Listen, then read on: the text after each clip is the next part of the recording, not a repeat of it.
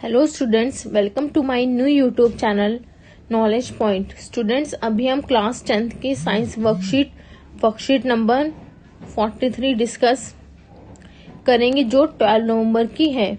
इसमें हम रिवीजन करेंगे एक चैप्टर का, और उस चैप्टर का नाम, पहले एक चैप्टर का हम रिवीजन करेंगे, और वो चैप्टर कौन सा है हमारा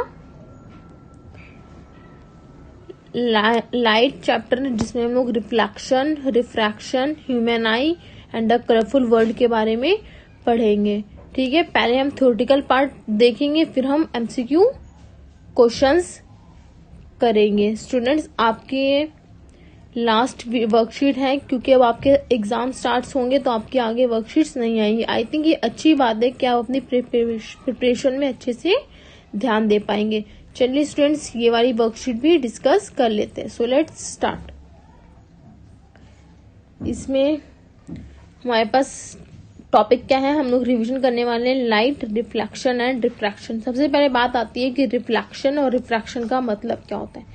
देखिए, इन दोनों में कोई फर्क नहीं है, सिर्फ एक माइन्यूट सा फर्क है LE और RA का।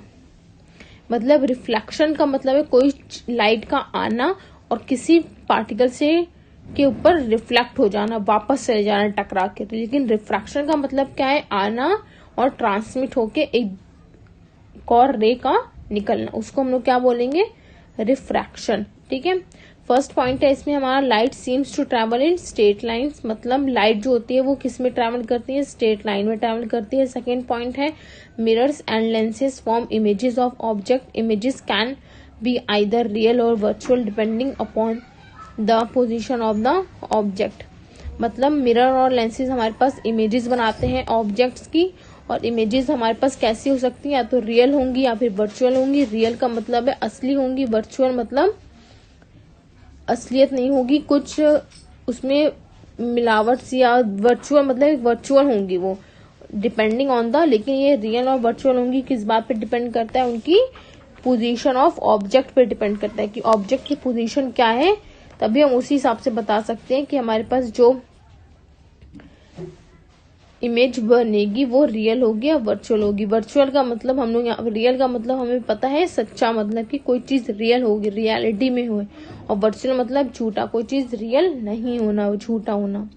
थर्ड पॉइंट हमारा, the reflecting surfaces of all types obey the laws of reflection.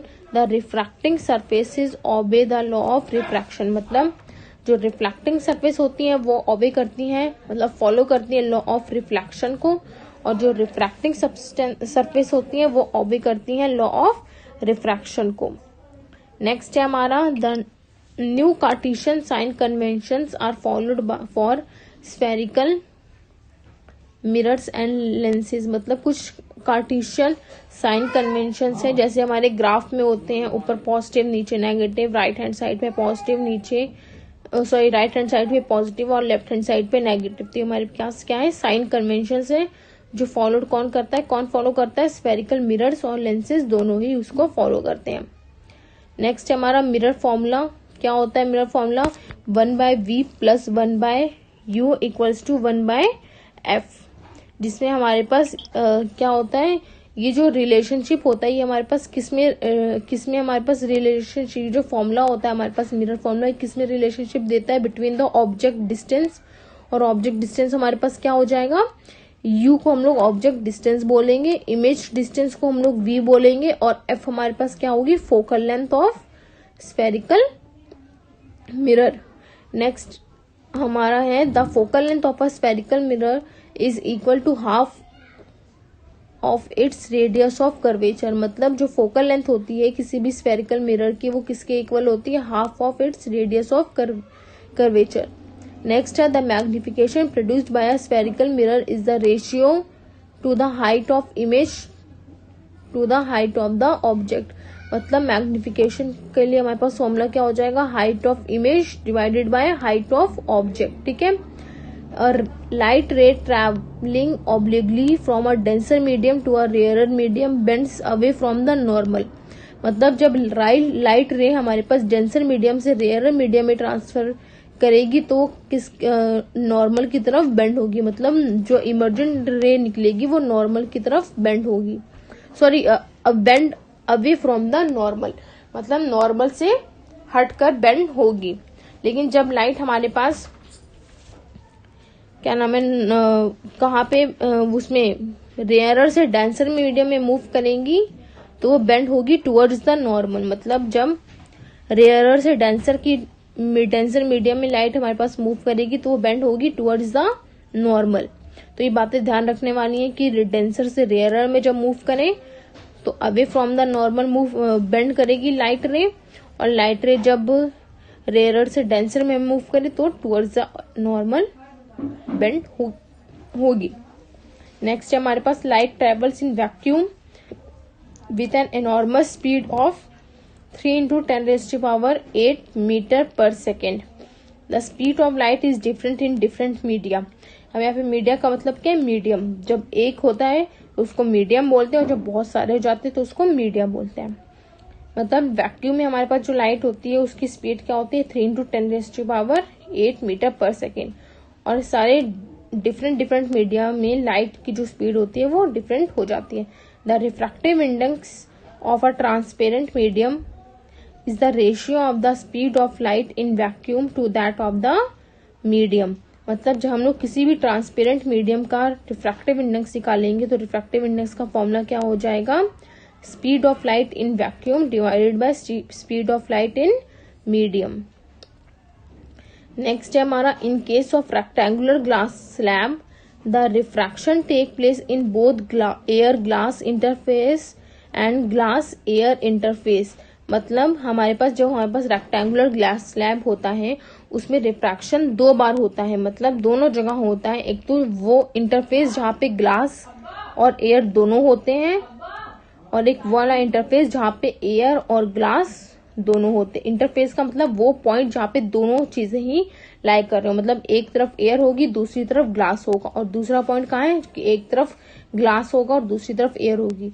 ये एयर ग्लास वाला इंटरफेस हमारे पास कब होगा, जब वो ग्लास के अंदर ट्रांसमिट हो रही होगी, तो ये हमारे पास एयर और ग्लास वाला इंटरफेस होगा। और ग्लास और एयर वाला इंटरफेस कब होगा, जब वो ग्लास से बाहर निकल रही होगी, इमर्ज हो रही होगी और एयर में जा रही होगी, तो वो ग्लास एयर फेस वाला इंटरफेस हो जाएगा। The emergent ray is parallel to the direction of incident ray. तो हमारे पास जब ग्लास से जो लाइट रे पास करेगी उसको हम लोग कौन सी रे बोलते हैं, इमर्जेंट रे बोलते हैं। वो इमर्जेंट रे हमारे पास पैरेलल होगी to the direction of incident ray. देखिए जो हमारे पास लाइट इंसिडेंट हुई है उसको हम लोग क्या बोलेंगे, इंसिडेंट रे। और जो लाइट हमारे पास इमर्ज होगी, बाहर की तरफ निकलेगी ग्लास स्लैब के को पास करते हुए, उसको हम लोग क्या बोलेंगे, इमर्जेंट रे।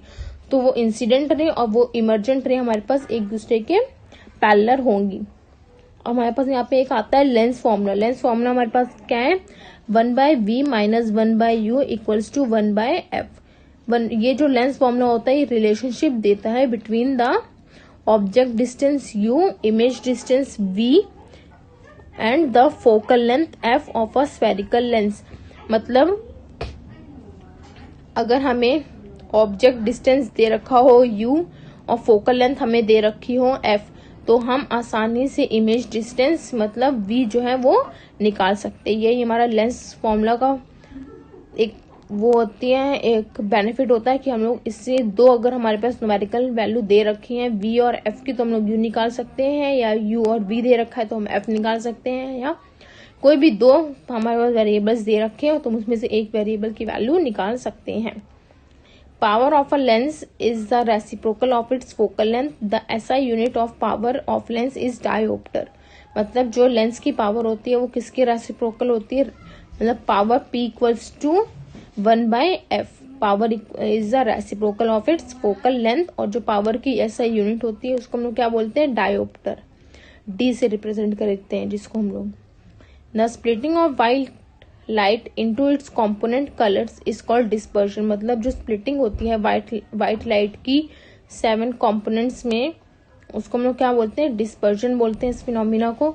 Scattering of light causes the blue color of the sky and the reddening of the sun at sunrise and sunset। मतलब स्कैटरिंग ऑफ लाइट की वजह से हमारे पास स्काई का क्या होता है, ब्लू कलर होता है, और साथ ही साथ सनराइज और सनसेट के वक्त हमारे पास जो रेडिश कलर का होता है सन, वो भी स्कैटरिंग ऑफ लाइट की वजह से होता है। चलिए ये हमारा हो गया थ्योरेटिकल पार्ट। अब हम इसका न्यूमेरिकल देख लेते हैं। न्यूमेरिकल भी नहीं है, मतलब इसके कुछ एमसीक्यू हैं क्वेश्चंस, वो हम सॉल्व कर लेते हैं। ठीक है, देखते हैं। फर्स्ट आता है हमारे पास, magnification produced by a rear view mirror fitted in vehicles. A option है हमारा, is less than 1, is more than 1, is equal to 1, can be more than और less than 1 depending upon the position of the object in front of it. Magnification अभी हमने पढ़ा इसका formula. अब rear view हमारे पास mirror कौन सा होता है जो व्हीकल्स में फिट होता है। रियर व्यू क्या नाम है, हमारे पास मिरर क्या होता है, जो एक फ्लैट मिरर होता है ऑटोमोबाइल्स में या दूसरे और भी व्हीकल्स में, जिससे कि जो ड्राइवर के ऊपर आपने देखा होगा, ड्राइवर सीट के ऊपर हमारे पास जो एक फ्लैट कलर का मिरर होता है, जिससे कि जो ड्राइवर होता है वो अपने पीछे का जितना भी है उसका वो सब कुछ वो देख सके, पीछे अपने व्हीकल्स वगैरह को देख सके, पीछे की रियर व्हीकल्स की जो रियर विंडो है उसको देख सके। ठीक है, तो इन्होंने यहाँ पे वो रियर व्यू जो होता है वो उसका इन्होंने क्या पूछा है, मैग्निफिकेशन पूछा है। इसका मैग्निफिकेशन हमारे पास क्या होता है, ए पार्ट हमारा करेक्ट आंसर होगा। Magnification of rear view mirror is less than 1 and the convex mirror forms a virtual erect and diminished image of the object. Therefore magnification produced by a rear view mirror fitted in vehicles is less than 1। क्योंकि हमको पता है कि जो convex mirror होता है वो virtual erect और डिमिनिश्ड इमेज बनाता है, तो इसलिए जो मैग्निफिकेशन प्रोड्यूस्ड होता है बाय रियर व्यू मिरर से वो भी लेस देन 1 होता है। और हमें पता है जो रियर व्यू मिरर होता है वो कौन सा होता है, कॉन्वेक्स मिरर होता है। और कॉन्वेक्स मिरर की हमको पता है मैग्निफिकेशन कैसी होती है, लेस देन 1 होती है। ठीक है, चलिए अब हमारा नेक्स्ट क्वेश्चन ये रहा। A full length image of a distant tall building can definitely be seen by using a concave mirror, a convex mirror, a plane mirror, both concave as well as plane mirror। मतलब एक हमें full length image बनानी है किसकी, कोई दूर हमारे पास एक टॉल लंबी सी बिल्डिंग है, उसकी इमेज हमें कैसे हम बना सकते हैं, कौन से मिरर को यूज करके हम बना सकते हैं। तो as we know the image formed by a convex mirror is diminished and virtual. मतलब जो कॉन्वेक्स मिरर इमेज बनाता है वो डिमिनिश्ड, बहुत ही डिमिनिश्ड का मतलब छोटी सी होती है, वर्चुअल होती है, रियल नहीं होती है, झूठी होती है। And the image formed by a concave mirror is real, inverted and extremely diminished in size when the object is far away from the mirror and the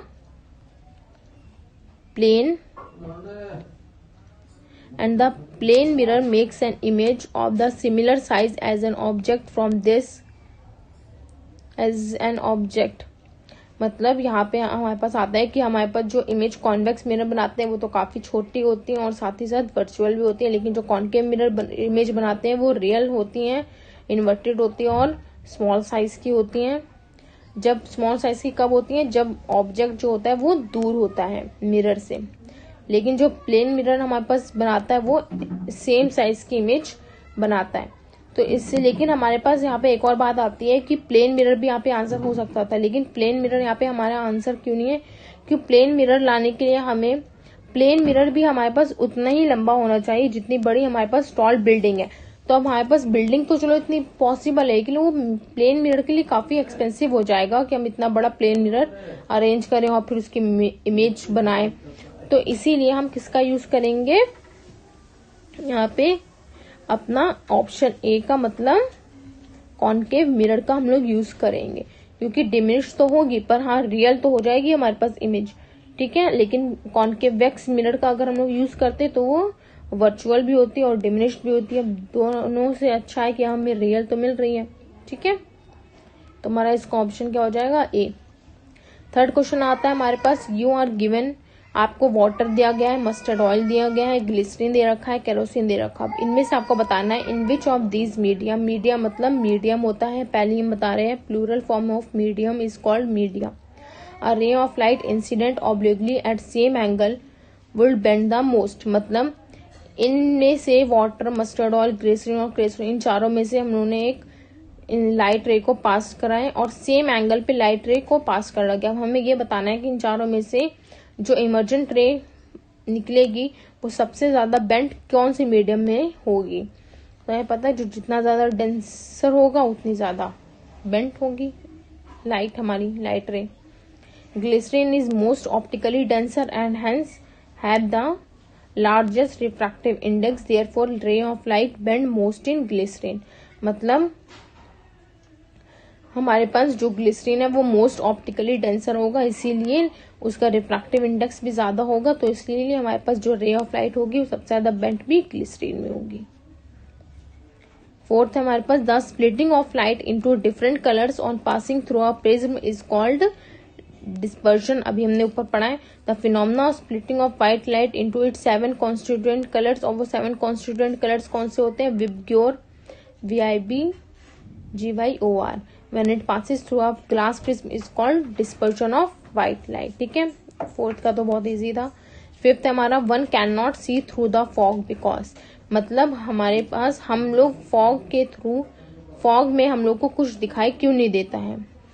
because refractive index of the fog is very high, total reflection of light at droplets, fog absorbs light, light is scattered by the droplets. इसमें correct option हमारे पास G होगा, light is scattered by droplets, क्योंकि हमारे पास जो droplets होते हैं उनके वजह से हमारे पास जो लाइट होती है वो स्कैटर्ड हो जाती है। We can not see through fog because of scattering. Scattering की वजह से हम लोग को क्या नाम है, फॉग में कुछ दिखाई नहीं देता। Atoms and molecules in the air including anything carried in the air like dust or smoke will scatter light। मतलब कि एटम्स और मॉलिक्यूल्स जो हमारे पास एयर में होते हैं, वो एटम्स और मॉलिक्यूल्स हमारे पास एयर्स में कोई कुछ भी हो सकता है, डस्ट, स्मोक वगैरह हो सकते हैं, वो सारे के सारे हमारे पास क्या करते हैं, लाइट को स्कैटर करते हैं। Water droplets as they are present in fog. Water droplets हमें पता है क्योंकि उसमें एयर में प्रेजेंट होते हैं, फॉग में एयर में बोल रहे हैं, मतलब फॉग में प्रेजेंट होते हैं, तो वो भी स्कैटर करते हैं लाइट को। The light falling on an object and reflected to a viewer can be scattered to hack and back before it gets to the place where it can be seen by an observer. मतलब जहाँ पास light किसी object के ऊपर पड़ती है, क्योंकि हमको पता है हमें कोई भी चीज कैसे दिखती है, जब वो लाइट किसी ऑब्जेक्ट के ऊपर पड़ती है और फिर वही लाइट हमारे रिफ्लेक्ट होकर हमारे आंखों पे पड़ती है तो हमें वो चीज दिखती है। पर कोई लाइट जैसी ऑब्जेक्ट के ऊपर पड़ती है और फिर वो रिफ्लेक्ट होती है व्यूअर के उसमें, तो वो स्कैटर्ड हो जाती है, और इसी वजह से हमारे पास ऑब्जर्वर को एक वाइट आउट सा दिखता है। So the observer just sees a white out. White out का मतलब होता है एक सफेदी टाइप की, कुछ धुंधलाहट सी दिखती है, सफेदी दिखती है सिर्फ, instead of being able to make out anything beyond a few metres or so. मतलब कुछ बस कुछ मीटर्स तक का उसको ढंग से दिख पाता है, बल्कि बाकी का उसको व्हाइट आउट सा दिखता है, एक सफेदी टाइप की दिखती है। तो इसी वजह से स्कैटरिंग की वजह से ही हमारे पास हम लोग को फॉग में दिखाई नहीं देता, क्योंकि स्कैटरिंग की वजह से जो लाइट होती है वो स्कैटर्ड हो जाती है by particles which are present in the fog. Fog में जो भी पार्टिकल्स प्रेजेंट होते हैं उनकी स्कैटरिंग, वो लाइट को स्कैटर कर देते हैं, जिस वजह से हमें एक वाइट आउट सा दिखाई देता है, कोई भी ऑब्जेक्ट वगैरह नहीं दिखता।